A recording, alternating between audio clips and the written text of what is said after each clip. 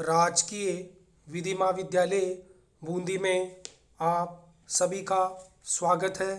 मैं इंद्रचंद कुमाऊद, सहायकाचार्य, राजकीय विधि महाविद्यालय बूंदी। पिछले वीडियो में हमने भारतीय दंड संहिता 1860 की धारा 141 के अंतर्गत विधि विरुद्ध जमाव अनलॉफुल असेंबली के विषय में अध्ययन किया था।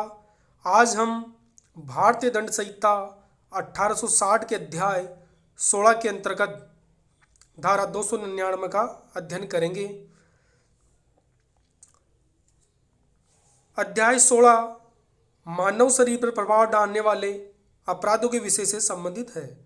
तो अध्याय 16 मानव शरीर पर प्रभाव डालने वाले अपराधों के विषय से संबंधित है, जो कि भारतीय दंड संहिता का महत्वपूर्ण भाग है।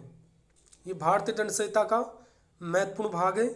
इस अध्याय में जीवन के लिए संकटकारी अपराध, गर्भपात कारित करने, अज्ञात शिशुओं को क्षति कारित करने, शिशुओं को अरक्षित छोड़ने और जन्म छिपाने, उपपत्ति, सदोष अवरोध और सदोष परिरोध, आपराधिक बल और हमला, यौन अपराध और प्रकृति विरुद्ध अपराध सम्मिलित है। इस अध्याय का विस्तार धारा 299 से धारा 377 तक किया गया है। इस अध्याय के प्रथम भाग में जीवन के लिए संकटकारी अपराधों के विषय में धारा 299 से धारा 311 के अंतर्गत उपबंध किए गए हैं। धारा 299 में आपराधिक मानववध कल्पेबल होमोसाइड के बारे में प्रावधान किए गए हैं। आपराधिक मानववध को भारतीय दंड संहिता में परिभाषित नहीं किया गया है। आपराधिक मानववध का अर्थ है मनुष्य के द्वारा मनुष्य की मृत्यु कारित करना।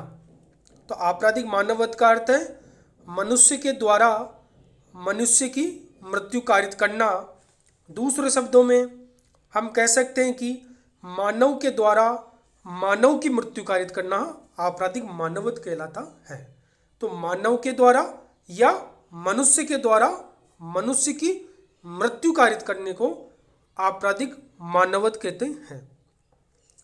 व्यक्ति के द्वारा व्यक्ति की मृत्यु कारित करने के रूप में मानववध की परिभाषा नहीं दी जा सकती। व्यक्ति के द्वारा व्यक्ति की मृत्यु कारित करने के रूप में मानववध की परिभाषा नहीं दी जा सकती, क्योंकि व्यक्ति शब्द की परिभाषा भारतीय दंड संहिता 1860 की धारा 11 में व्यक्ति शब्द की परिभाषा दी गई है, जिसके अनुसार कोई भी कंपनी या संगम या व्यक्ति निकाय, चाहे वह निगमित हो या नहीं हो, व्यक्ति शब्द के अंतर्गत आता है। तो व्यक्ति की जो परिभाषा दी गई है धारा 11 में, उसमें कंपनी, कोई संगम, व्यक्तिगत निकाय, चाहे निगमित हो चाहे नहीं हो, वह भी व्यक्ति शब्द के अंतर्गत सम्मिलित किया गया है। अतः व्यक्ति अर्थात कंपनी या कोई निगमित निकाय किसी मनुष्य या मानव की मृत्यु कारित नहीं कर सकता। इसलिए इस धारा में मानववध का प्रयोग किया गया है, न कि व्यक्तिवध का प्रयोग किया गया है। मानववध दो प्रकार के हो सकते हैं: विधिपूर्ण मानववध, लॉफुल कल्पेबल होमोसाइड, अविधिपूर्ण मानववध। दूसरा अविधिपूर्ण मानववध, अनलॉफुल कल्पेबल होमोसाइड। तो मानववध दो प्रकार के हो सकते हैं, एक तो विधिपूर्ण मानववध, दूसरा अविधिपूर्ण मानववध। तो विधिपूर्ण मानववध में तो किसी प्रकार का अपराध नहीं माना जाता और इसके लिए मनुष्य या व्यक्ति दोषित नहीं ठहरा जाता है। अविधिपूर्ण मानववध को अपराध माना है और उसको भारतीय दंड संहिता के तहत दंडनीय भी बनाया गया है। विधिपूर्ण मानववध माफी योग्य या न्यायोचित हो सकता है। जो विधिपूर्ण मानववध है वह माफी योग्य या न्यायोचित हो सकता है। माफी योग्य मानववध के उदाहरण भारतीय दंड संहिता की धारा 80, 82, 83, 85, 87 और 88 और धारा 92 के अंतर्गत जो साधारण अपवाद दिए गए हैं उसमें उल्लेखित किया गया है। जबकि जो न्यायोचित मानववध के उदाहरण हैं वह धारा 76, 77, 78, 79, 81, 100, 103 और 106 के अंतर्गत वर्णित जो साधारण अपवादों का जो चैप्टर 4 दिया गया है उसके अंतर्गत ये न्यायोचित मानववध के उदाहरण दिए गए हैं। तो अविधिपूर्ण मानववध के उदाहरण जो भारतीय दंड संहिता में दिए गए वह धारा 299, धारा 300 और धारा 304A के अंतर्गत अपराध है। तो अविधिपूर्ण मानववध को दंडनीय अपराध बनाया गया है, जबकि विधिपूर्ण मानववध को अपराध नहीं माना है। तो अविधिपूर्ण जो मानववध है वह धारा 299, धारा 300 और धारा 304A के अंतर्गत उसको अपराध बनाया गया है। धारा 299 आपराधिक मानववध। तो जो आपराधिक मानववध की जो परिभाषा दी गई है धारा 299 में, उसके अनुसार जो कोई मृत्यु कारित करने के आशय से या ऐसी शारीरिक क्षति कारित करने के आशय से जिससे मृत्यु कारित हो जाना संभाव्य हो, या ये ज्ञान रखते हुए कि ये संभाव्य है कि वह उस कार्य से मृत्यु कारित कर दे, कोई कार्य करके मृत्यु कारित कर देता है, वह आपराधिक मानववध का अपराध करता है। तो धारा 299 में जो आपराधिक मानववध की परिभाषा दी गई है 3 खंडों में अर्थात 3 पैरों में ये विभाजित है। तो प्रथम पैरे के अनुसार जो कोई मृत्यु कारित करने के आशय से, प्रथम क्या है, जो कोई मृत्यु कारित करने के आशय से। दूसरा खंड, या ऐसे शारीरिक क्षति कारित करने के आशय से जिससे मृत्यु कारित हो जाना संभाव्य हो।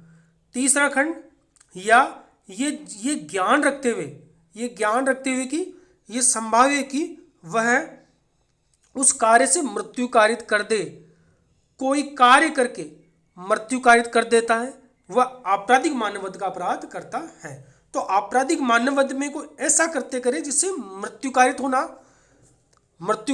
आवश्यक है। अगर मृत्यु कारित नहीं हो तो आपराधिक मानववध का अपराध नहीं होगा। अतः कोई ऐसा कार्य करे, मृत्यु कारित करने के आशय से करे या ऐसे शारीरिक क्षति कारित करने के आशय से करे जिससे मृत्यु कारित होना संभाव्य हो, यही ज्ञान रखते हुए कि ये संभाव्य है कि वह उस कार्य से मृत्यु कारित कर दे, तो वह आपराधिक मानववध का अपराध करता है।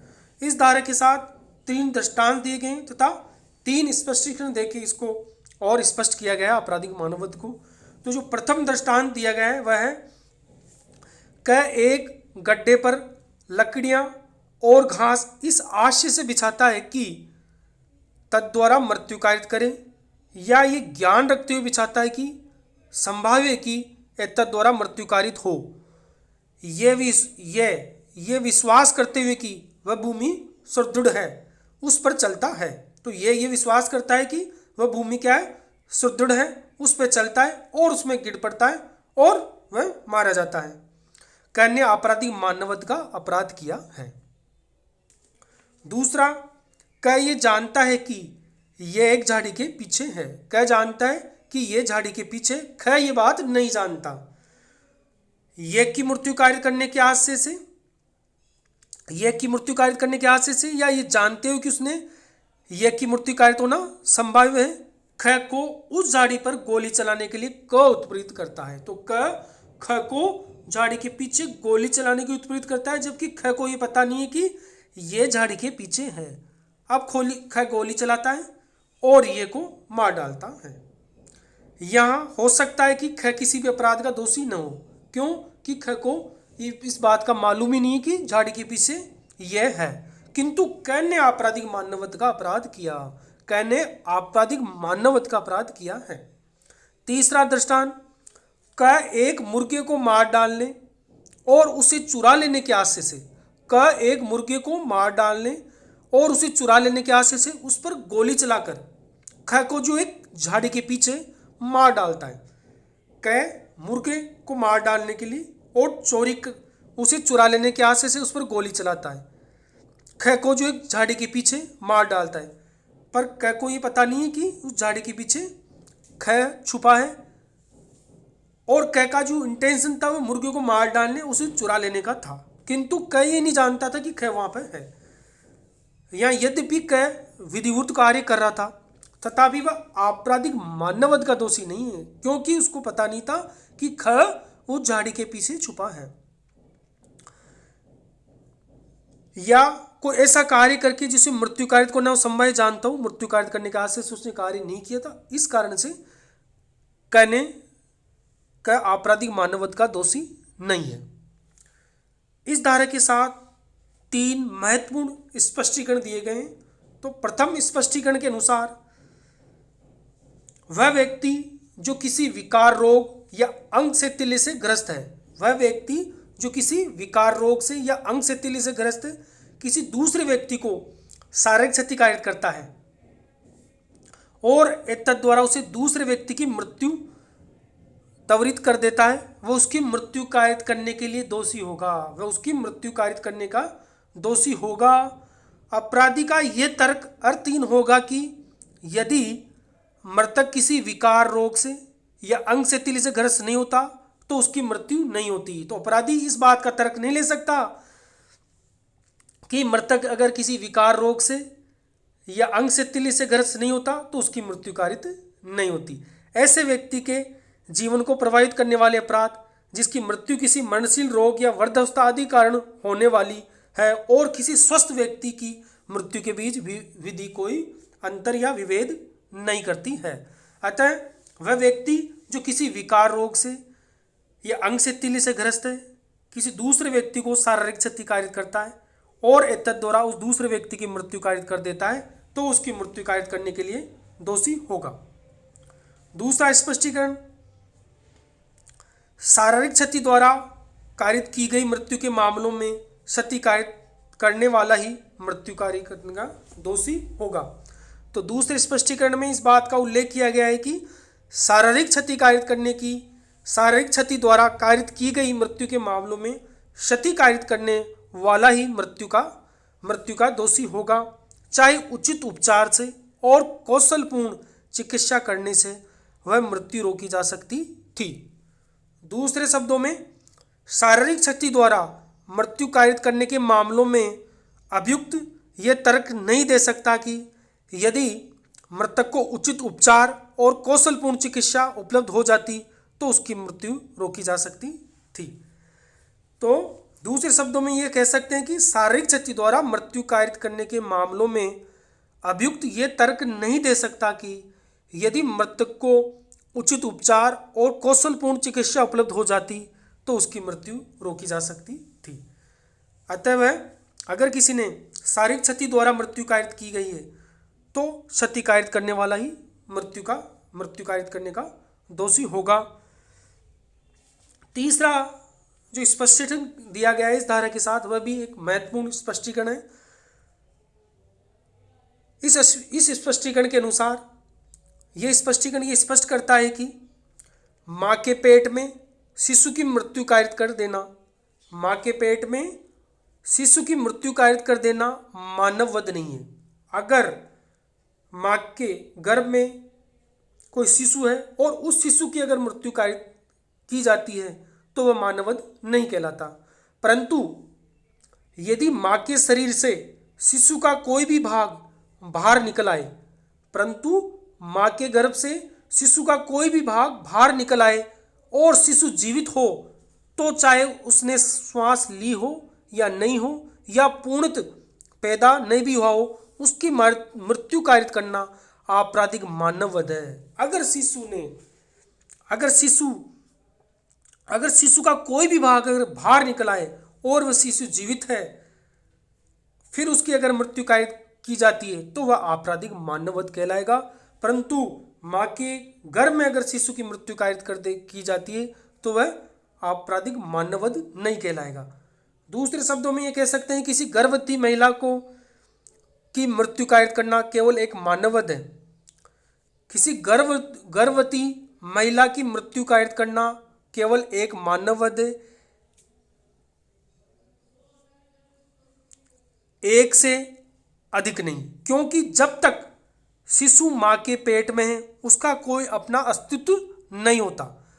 दूसरे शब्दों में किसी गर्भवती महिला की मृत्यु कारित करना केवल एक मानववध है, एक से अधिक नहीं, क्योंकि जब तक एक शिशु माँ के पेट में है उसका कोई अपना अस्तित्व नहीं होता, परंतु यदि शिशु का कोई भाग माँ के शरीर से बाहर आ जाए और शिशु जीवित हो तो उसकी मृत्यु कायरत करना आपराधिक मानववध होगा।